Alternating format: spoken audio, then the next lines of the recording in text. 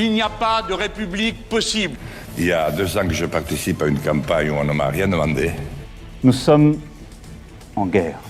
On est en train de truquer cette présidentielle. Il n'y aura pas de débat entre tous les candidats. L'homme ou la femme providentielle, ça n'existe pas et tant mieux. Il est important que chacun puisse dire quel type de relation il veut avoir. Moi, ce que je souhaite, c'est aller plus vite, plus fort et être plus efficace. Les délinquants français en prison, les étrangers dans l'avion. C'est pas ma famille, c'est pas mes collègues, et en plus il y a même des gens que je peux pas voir, je peux pas supporter idéologiquement, je parle, et qu'il était hors de question que je m'affiche là-dedans. Moi, je ne veux dissoudre la France ni dans l'Europe ni dans l'Afrique. L'État sait très bien se tourner vers les maires quand il a besoin de faire fonctionner les choses au plus près de la réalité du terrain. Le réchauffement climatique est le plus grand défi auquel l'humanité est aujourd'hui confrontée. Ma troisième candidate est Valérie Pécresse. Enseignante à l'Institut d'études politiques de Paris, elle devient conseillère du président de la République Jacques Chirac en 1997. Lors des élections législatives de 2002, elle est élue députée des Républicains dans les Yvelines. Elle est réélue en 2007, mais ne siège pas en raison de son entrée en tant que ministre de l'Enseignement supérieur et de la Recherche sous la présidence de Nicolas Sarkozy. En 2015, elle est élue présidente du Conseil régional d'Île-de-France. Elle fonde également le mouvement Soyons Libres en 2017 et quitte le parti Les Républicains en 2019. Réélue en 2021 à la tête de la région Île-de-France, elle réadhère à son ancien parti Les Républicains et devient la candidate du parti à l'élection présidentielle de 2022, l'emportant au second tour d'une primaire interne face à Éric Ciotti. En début mars, elle a tenu un meeting à Vannes. 2 heures avant le début du meeting, nous avons pu interroger des militants soutenant Valérie Pécresse. Est-ce que vous pouvez vous présenter, s'il vous plaît ? Donc bonjour, je m'appelle Quentin Le Gaillard, j'ai 24 ans. Je suis élu à la mairie de Concarneau en charge de la jeunesse et je suis également responsable des jeunes républicains du Finistère. Alors oui, je m'appelle Maël Kersulek, j'ai 20 ans. Je suis étudiant à l'Université de Bretagne occidentale et j'habite Brest. Je suis monsieur Le Bariègue, j'ai 74 ans, retraité bien entendu. Alors, je m'appelle François Ars, je suis maire adjoint en charge des espaces publics de la ville de Vannes. Pourquoi soutenir Valérie Pécresse et pas un autre ? Alors moi je soutiens Valérie Pécresse parce que pour moi elle a une expérience en tant qu'ancienne ministre de Nicolas Sarkozy, en tant qu'ancienne conseillère de Jacques Chirac. Elle a également l'expérience des collectivités locales puisqu'elle est présidente de la région Île-de-France qui est la première région d'Europe. Donc voilà, elle a touché un petit peu à tous les domaines, que ce soit en termes économiques, en termes sécuritaires, parce que la région finalement finance tout de même des politiques sécuritaires, notamment dans les transports en commun. Je pense que c'est quelqu'un qui a l'envie, qui a la carrure pour pouvoir redresser le pays, que ce soit sur le plan économique, avec, on voit un taux de chômage certes qui a baissé, mais on voit aussi que le travail ne paye plus assez. Et donc aujourd'hui, ce que propose Valérie Pécresse, avec notamment une hausse de tous les salaires de 10%, moi je pense que ça va permettre de redonner un petit peu d'espoir aussi à tous ces gens qui travaillent, qui se lèvent tôt le matin, qui rentrent tard le soir et qui se donnent à fond pour leur entreprise, pour leur collectivité, quand ils travaillent dans les collectivités ou pour leur pays en général. Et au-delà de ça, je pense qu'il y a aussi une vraie question sur la sécurité. On voit que les mesures proposées par l'extrême droite, que ce soit Éric Zemmour ou Marine Le Pen, ne correspondent pas du tout, sont totalement démagogiques. Évidemment que quand Éric Zemmour nous dit on n'aura plus aucun migrant qui traversera les frontières européennes et françaises si je suis élu président, c'est totalement démagogique, c'est impossible. Tous ceux qui ont voulu le faire n'ont pas réussi. Et moi je pense qu'on a la capacité d'accueillir, mais d'accueillir dignement. Il faut savoir qui on accueille, pour faire quoi, pour leur donner du travail. Si c'est juste pour les parquer dans des tours, moi je vois pas l'intérêt. Je pense que chacun a sa place dans ce pays et donc on peut tous travailler ensemble. Et donc ça c'est pour la partie, on va dire, d'immigration, mais la partie sécuritaire en tant que telle, on voit bien qu'il y a un gros problème d'insécurité dans de plus en plus de villes de France, qu'aujourd'hui, même dans les plus petites communes, on a des problèmes de deal, il y a des quartiers dans certaines villes où on ne peut plus aller, et ça c'est inadmissible. Voilà, donc pour moi, Valérie Pécresse, elle a vraiment la capacité pour diriger la France pour les 5 prochaines années. Pour moi, ça a été une évidence. Je me considère de droite depuis toujours. Et c'est vrai que Valérie Pécresse a su démontrer à la tête de la région Île-de-France sa capacité de faire. C'est une dame de fer. Et pour moi, c'est celle qui va pouvoir restaurer la fierté française et vraiment mettre le pays sur pied. Parce que je crois que c'est la seule qui ait un programme pour redresser la France. Il n'y a que la droite qui peut répondre aux critères de sécurité, d'immigration. Ce ne sont pas les extrêmes qui sont à même de le faire. Donc il n'y a qu'elle. Et non pas le président sortant qui n'a pas fait ce qu'il avait prévu de faire et qui ne le fera pas encore. C'est une très bonne question et la réponse est très simple, c'est parce que Valérie Pécresse développe le programme le plus réaliste qu'il soit. On a à côté de cela des programmes démagogiques de la part de certains ou des programmes qui sont des programmes caméléons de la part d'un autre candidat dont je ne citerai pas le nom. Donc quand on fait la lecture de ces divers programmes, on s'aperçoit très clairement que celui de Valérie Pécresse est le programme le plus réaliste, le plus lucide et celui qui est j'allais dire, financé. La sécurité, elle apparaît importante dans son programme. Tout à fait. Une mesure importante à poser en tant que ministre de l'Intérieur de Valérie Pécresse, président, ce serait laquelle? Trop d'honneur, là je pense pas que je serai ministre de l'Intérieur, bien loin de là. Écoutez, moi je pense que la priorité c'est vraiment de redonner du pouvoir à la justice. Voilà. Aujourd'hui, les choses elles sont très claires. La police fait ce qu'elle peut. La police, quand elle va chercher un dealer, qu'elle l'emmène en prison, la personne reste une journée, le lendemain elle est ressortie. Et moi ce que je pense, c'est que déjà il faut multiplier le nombre de places dans les prisons. Il faut multiplier les centres éducatifs fermés pour les plus jeunes. Il faut abaisser la majorité pénale parce qu'aujourd'hui on voit bien que les jeunes d'aujourd'hui c'est plus ceux des années 45, enfin on va dire des années fin de la guerre, de la Seconde Guerre mondiale. Donc voilà, on est dans un monde qui a évolué depuis plusieurs années et on ne peut plus se contenter seulement des mesures qui étaient celles précédemment utilisées. Je pense que, si cela même peut paraître anecdotique, je pense que c'est important de ne plus qu'on emploie le mot de violence policière. Je pense que le fait de faire comme ça des généralités, ça entache toute une profession qui est au cœur de nos villages, au cœur de nos villes. Donc pour moi, ma proposition, ce serait de supprimer le terme de violence policière. Justement, équipé comme en vidéoprotection, je ne sais plus le terme exact, enfin les caméras, les villes, du moins les villes importantes. La tolérance zéro aussi, que ceux qui sont pris en infraction soient vraiment jugés et pas le laxisme comme à l'heure actuelle, bien entendu. Il y aurait plein de mesures, mais peut-être que la principale serait les mesures planchées, c'est-à-dire qu'à un moment donné, quand la justice condamne un individu à une certaine peine, il faut qu'il exécute sa peine et non pas la moitié de sa peine ou le quart de sa peine, voire même qu'il ne l'exécute pas du tout, faute de place en prison. Il faut que quand la justice décide qu'un personnage, un suspect devenu coupable ait une peine, elle soit exécutée. Sinon les Français ne comprennent plus rien à la justice et ne comprennent plus rien finalement au système qui est le nôtre.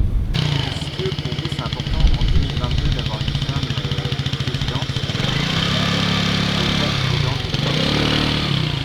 Écoutez, moi je pense qu'avoir une femme à la tête de notre pays serait vraiment une très bonne chose. Je pense que ça peut apporter beaucoup aux femmes en général, pour les droits des femmes. On parle beaucoup de ce sujet-là depuis plusieurs années, certes, mais je pense qu'on s'est attardé sur des broutilles. Quand on parle d'écriture inclusive pour l'égalité femmes-hommes, moi je suis désolé, mais c'est pas ça qui va qui va donner cette égalité réelle. Moi je pense que la vraie égalité, elle passe déjà par une chose, c'est l'égalité salariale. Et l'égalité salariale, ça, c'est concret. Et moi je pense qu'une femme qui travaille dans une entreprise et qui fait le même travail qu'un homme doit pouvoir être payée de la même manière et au même montant. Voilà, c'est pas normal qu'aujourd'hui on est en 2022 et ça soit toujours pas le cas partout. Donc ça c'est vraiment un vrai sujet. Ensuite on voit ce qu'elle a fait dans sa région. Elle a été la première présidente de région à automatiser l'installation de distributeurs de protection périodique pour les jeunes femmes dans les lycées. Voilà. Donc ça c'est du concret aussi. Et là on touche à un sujet qui est ancré dans le quotidien des jeunes filles, et notamment des jeunes filles issues des classes populaires qui, aujourd'hui, pour certaines, ne peuvent pas acheter ces protections périodiques dans leur quotidien. Donc voilà, ça c'est une vraie mesure concrète. Valérie Pécresse propose de le généraliser, et pour moi, ça c'est un vrai sujet de société qu'il est important de défendre. Et pour moi, en ayant Valérie Pécresse en présidente de la République, ce genre de sujets seront mis sur la table et on aura des résultats. Absolument. Pour moi, c'est devenu une évidence. C'est vrai que même au sein de notre famille politique, c'est historique. C'est notre première candidate femme à l'élection présidentielle, où on a eu des femmes dirigeantes comme Michèle Alliot-Marie au temps du RPR. Mais c'est vrai que là, je pense que les Français sont aussi prêts à avoir une femme présidente. Et franchement, pour moi, il vaut mieux que Marine Le Pen. Oui, parce qu'elle va faire ce que le président précédent n'a pas fait, justement. Elle, c'est tout ce qu'elle dit, elle va le faire.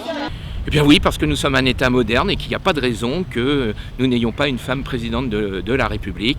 Nous avons vu des chancelières ou des premiers ministres ici et là qui exécutent parfaitement leur mission et leurs tâches. Et donc il n'y a pas de raison qu'en France, nous n'avancions pas sur le même chemin. Aujourd'hui, beaucoup de partisans de notre parti sont attirés d'une part par Emmanuel Macron et d'autre part par Éric Zemmour. Comment vous expliquez ce départ ? On peut pas. La famille de la droite est une grande famille. Après, personnellement, je peux comprendre que chacun n'y trouve pas son compte. Maintenant, il faut être aussi réaliste. Éric Zemmour, c'est un polémiste. Ce n'est pas un homme politique. Donc, franchement, ceux qui peuvent le rallier, mais on sait très bien où est la finalité. Et pour Emmanuel Macron, c'est pareil. J'estime qu'il a fracturé le pays et le rejoindre, c'est cautionner ça. Donc, franchement, aucune considération. Je sais pas, quand l'herbe est plus fraîche à côté, on y va. Justement, ce sont ceux qui veulent faire carrière. C'est pas en quittant le navire qu'on redresse la France. Non, c'est au contraire en ayant des idées pour le rénover. La confusion que Emmanuel Macron a créée avec ce en même temps ou ce ni à droite ni à gauche fait que beaucoup de nos concitoyens sont un peu perdus et se raccrochent aux branches. Alors aux branches de ceux qui crient le plus fort, Zemmour, Le Pen, ou à ceux qui proposent des choses un peu démagogiques, comme finalement Emmanuel Macron. Moi, je pense qu'il faut que chacun, raison gardée, réfléchisse bien dans les 3 dernières semaines qu'il reste avant les élections présidentielles, à bien lire les programmes, et chacun verra que celui de Valérie Pécresse est le programme le plus réaliste et celui qu'il faut pour la France.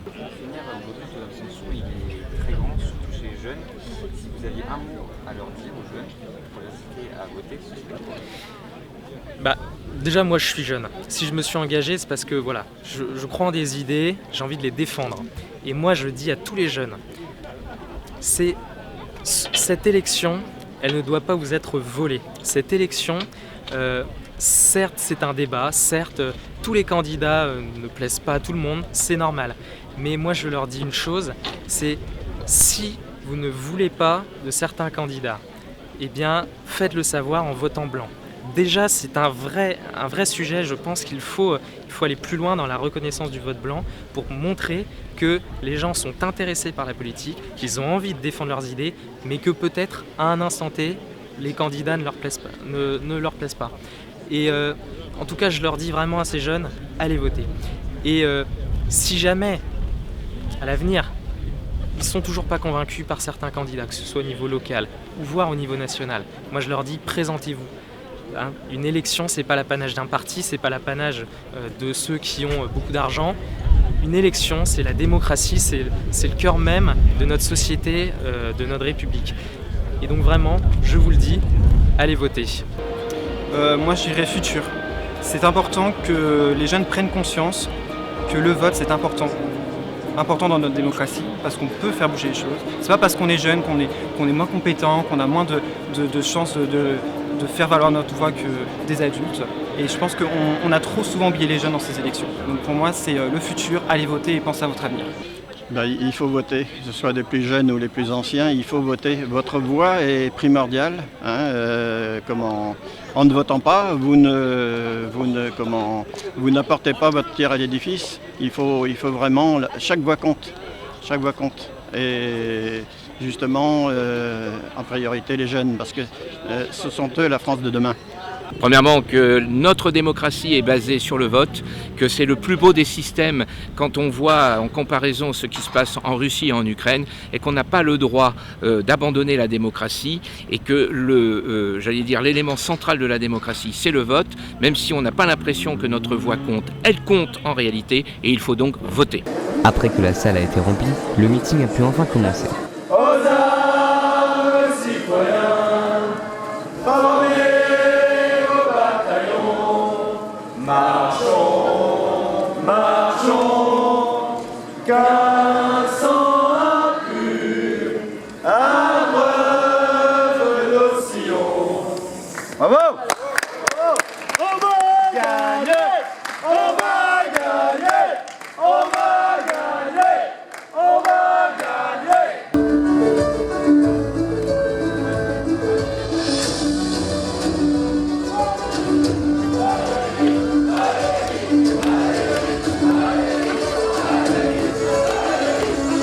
Valérie Pécresse est arrivée avec une salle chauffée à bloc.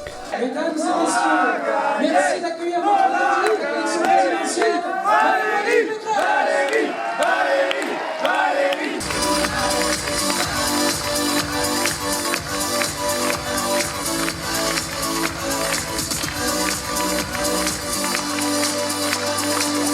Merci mes chers amis, merci. Merci d'être aussi nombreux à une heure aussi improbable. Un samedi après-midi, alors que vous êtes tous sans doute en train de vous préparer pour le grand soir, le crunch France-Angleterre de ce soir. Et donc, on va gagner. Alors, je vous salue tous. Il n'était pas question pour moi, et malgré le temps très très court de cette campagne, de ne pas passer une nouvelle fois par la Bretagne. C'est une campagne qui se déroule dans le contexte de la guerre en Ukraine. Et cette guerre qui revient sur le continent européen, ces images qui nous bouleversent tous, ces réfugiés que nous accueillons, que nous nous mobilisons tous ici pour accueillir, eh bien ça nous rappelle les pires heures de notre histoire.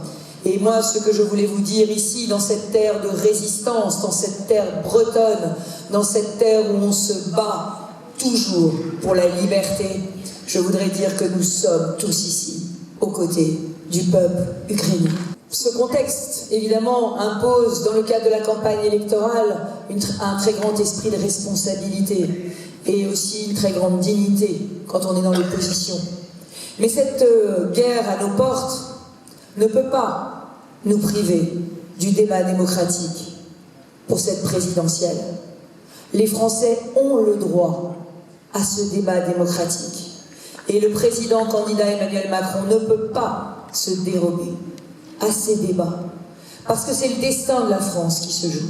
Alors, dans cette campagne, vous avez les candidats extrémistes, les amis. Les candidats extrémistes, c'est ceux qui se sont discrédités par leur proximité avec le dictateur russe Vladimir Poutine.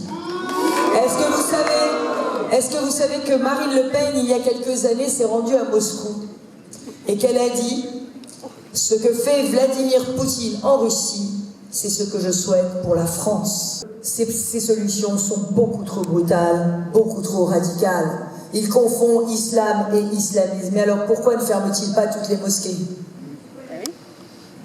Eh bien nous, ce que nous voulons, c'est lutter contre l'islamisme, qui est le totalitarisme du XXIe siècle. Et ce que nous voulons, c'est demander à nos compatriotes musulmans, ce qu'on a demandé par le passé à nos compatriotes catholiques, chrétiens, juifs, mettre la loi de la République au-dessus de la foi. Où nous allons demain commémorer les attentats terribles qui ont eu lieu. Et je rappelle que Mohamed Merah, le terroriste islamiste, le premier qu'il a assassiné, s'appelait Imad Ibn Zlaten. C'était un soldat français de confession musulmane. Alors non, monsieur Zemmour, il ne faut pas tout confondre. Et quand on s'attaque à un soldat français, quelle que soit son origine, quelle que soit sa religion, on s'attaque à la nation française tout entière. Et nous serons implacables avec ceux qui s'attaquent à notre nation. 32% de hausse des violences dans notre pays. Voilà l'état de la sécurité. 272 000 titres de séjour délivrés l'année dernière, record battu, immigration incontrôlée, intégration ratée. Et puis il y a nos grands services publics. Les grands services publics qui faisaient notre fierté.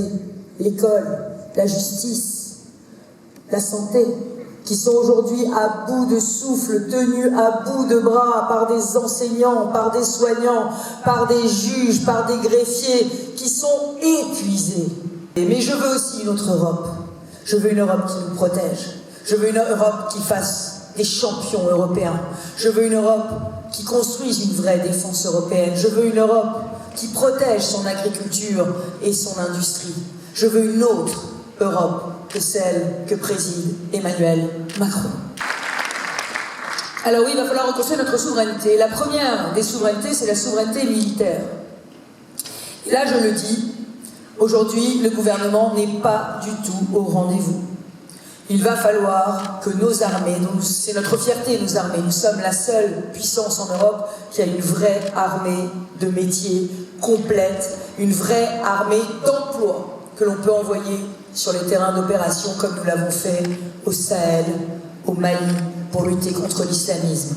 Et je vous propose d'ailleurs de faire une ovation aux 58 militaires français qui ont payé le prix du sang pour protéger nos valeurs, les valeurs de la liberté, les valeurs que nous défendons partout dans le monde contre l'islamisme radical au Sahel. Emmanuel Macron a laissé l'Europe voter un projet qui s'appelle De la ferme à la fourchette. Ce projet européen, sous couvert d'écologie, organise la décroissance agricole. Ça veut dire quoi? Ça veut dire que d'ici 10 ans, si on suit ce projet européen, nous aurons 12% de production agricole en moins en Europe. Ça s'appelle la décroissance agricole. Eh bien moi je vous le dis mes amis, c'est pure folie. C'est pure folie à l'heure du réchauffement climatique. C'est pure folie à l'heure de la guerre en Russie et en Ukraine. Vous savez que la Russie et l'Ukraine sont des grands producteurs de blé, que les cours du blé sont en train de monter jusqu'au ciel, que ce sont des grands producteurs d'intrants pour l'agriculture, de produits pour l'élevage. La crise en Russie et en Ukraine, plus l'obligation dans laquelle nous sommes de sauver la planète, nous oblige désormais à changer complètement notre stratégie énergétique. Alors là, je voudrais battre en brèche une idée trop souvent reçue, c'est qu'il y aurait un parti politique qui aurait le monopole de l'écologie. Alors moi je tiens à le dire, c'est faux. C'est faux. Je pense que les vrais écologistes, c'est nous. Et je vais vous dire pourquoi les vrais écologistes, c'est nous. Parce que nous sommes le parti de la transmission. Le parti de la transmission. Et qu'est-ce que nous savons? Eh bien nous savons que la planète, on n'en hérite pas. La planète, on l'emprunte à ses enfants. Et comme nous sommes le parti de la transmission, nous chérissons nos paysages, nous chérissons nos traits de côte, nous chérissons nos plages. Et ce que nous voulons, c'est les transmettre plus belles encore à nos enfants. Et c'est pour ça que nous sommes les premiers écologistes de France. Moi, j'ai un objectif, 0 carbone 2050. Et vous le savez, la France, Emmanuel Macron, vient d'être condamné en justice pour n'avoir pas suivi la trajectoire 0 carbone 2050. Alors il nous dit aujourd'hui, Je vais faire le contraire dans les 5 prochaines années de ce que j'ai fait ces 5 années passées. Vous le croyez? Non. C'est vrai que c'est un peu difficile à suivre. Alors oui, il a fermé Fessenheim, c'était une faute. Il a annoncé qu'il fermerait 14 réacteurs nucléaires. Il a démoralisé toute une filière d'excellence française industrielle qui produit de l'énergie décarbonée. Et moyennant quoi, eh bien, nous nous retrouvons aujourd'hui dépendants du gaz et du pétrole russe, avec les prix de l'essence, les prix du fuel qui montent jusqu'au ciel, avec nos pêcheurs qui ne pouvaient pas sortir leurs bateaux de pêche parce qu'ils n'avaient plus les moyens de payer l'essence, avec des salariés qui se retrouvent aujourd'hui avec des coûts d'essence qui sont tels qu'il leur reste, qui comptent à l'euro près à la fin du mois. Alors qu'ils travaillent. Voilà la situation dans laquelle la politique de zigzag de M. Macron nous a mise. Et puis il faudra qu'on retrouve notre souveraineté numérique. Numérique, parce que Emmanuel Macron, il a été complètement fasciné par les GAFAM, par Microsoft. Est-ce que vous savez qu'il était prêt à donner toutes les données de santé des Français à Microsoft sans appel d'offres? Nantes. Rennes a toujours été turbulente. Elle a toujours été turbulente, mais elle était tranquille. Et voir aujourd'hui toutes ces villes frappées par la montée de l'insécurité, voir aux élections municipales que le sujet de l'insécurité devenait le premier sujet de préoccupation dans les grandes villes bretonnes, voir que dans l'arrière-pays breton, les cambriolages se multipliaient, voir que tant de Français aujourd'hui, finalement, ont peur, n'osent pas sortir tard le soir, qu'à Nantes, les jeunes filles nous disent qu'elles ne veulent plus mettre des jupes dans la rue. Bah écoutez, c'est pas la France dans laquelle je veux vivre. Alors oui, il faut un choc d'autorité dans le pays. Et avec moi, ce sera impunité zéro. On a une justice qui est complètement noyée sous les affaires en cours. Complètement noyée. Et quand on a une justice qui est noyée, eh bien ça devient la justice des victimes oubliées. Et moi, je veux être la présidente des victimes considérées. Et ça m'amènera sur les violences faites aux femmes à créer d'ailleurs une justice spécialisée pour que dans les 72 heures, les plaintes des femmes puissent être instruites et que leurs agresseurs puissent être condamnés par des ordonnances de protection en moins de 6 jours avec des bracelets anti-rapprochement. C'est ce qu'ont fait les Espagnols. Il faut savoir que toutes les femmes, tant de femmes qui meurent sous les coups de leurs compagnons ou de leurs conjoints, 85% de ces femmes avaient porté plainte avant. Donc le sujet, c'est la réponse judiciaire. Je ferai adopter par référendum une grande loi constitutionnelle qui permettra de mettre en place des quotas migratoires. En clair, on choisit qui on accueille. Et ce sera du donnant-donnant. Tous les clandestins doivent rentrer chez eux. Et les pays qui ne reprennent pas leurs clandestins, eh bien c'est zéro visa de travail, zéro visa étudiant et zéro visa de regroupement familial, zéro visa. Et puis pour pouvoir venir dans notre beau pays, il faudra savoir parler le français, parce que si on ne sait pas parler le français, on ne peut pas s'intégrer, on ne peut pas élever ses enfants et on ne peut pas trouver de travail. Donc il y aura un examen de français obligatoire, un examen aussi d'assimilation des valeurs de la République obligatoire. Alors oui, on fera la réforme des retraites. Et on aura le courage de dire aux Français qu'il faut travailler jusqu'à 65 ans. J'ai vu que le candidat Macron reprenait ma réforme. Mais aurait-il eu ce courage si je n'en avais pas parlé avant? Le président de la République a essayé de reprendre la même mesure que nous. Il a dit « moi aussi je veux 15 heures en contrepartie du RSA ». Sauf que quand on lui a dit « ah bon, mais c'est la mesure de Valérie Pécresse », il a dit « ah non, là c'est pas du tout la même. Moi, ce sera sur la base du volontariat. » Parce que la famille, pour nous, c'est le pilier de la nation. Et depuis 10 ans, avec François Hollande et Emmanuel Macron, on a laissé détricoter la politique familiale. Et le résultat est là. 11% de naissances en moins en France. Un pays qui décline démographiquement est un pays qui va décliner tout court. Parce qu'on le sait, le dynamisme d'un pays, c'est le dynamisme de sa jeunesse, n'est-ce pas les jeunes ?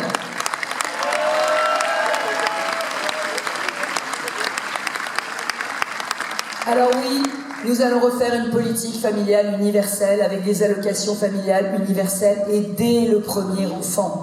Parce qu'aujourd'hui, les jeunes couples attendent de plus en plus tard pour faire le premier enfant parce qu'ils sont mal logés, parce qu'ils ont des problèmes de pouvoir d'achat, parce qu'ils hésitent. Donc nous aurons des allocations dès le premier enfant, des aides à la garde d'enfants et nous mettrons en place un service public d'aide à la garde d'enfants en milieu rural. Parce que dans mon projet, il y a aussi un engagement. À chaque fois qu'on mettra 1 euro dans la politique de la ville, il y aura 1 euro d'investissement pour les territoires ruraux. C'est ça le vrai projet courageux. Alors face au candidat du déni, Emmanuel Macron, face au candidat caméléon, face au candidat illusionniste qui nous promet le contraire de ce qu'il a fait depuis 5 ans, moi je vous demande de choisir le courage de faire.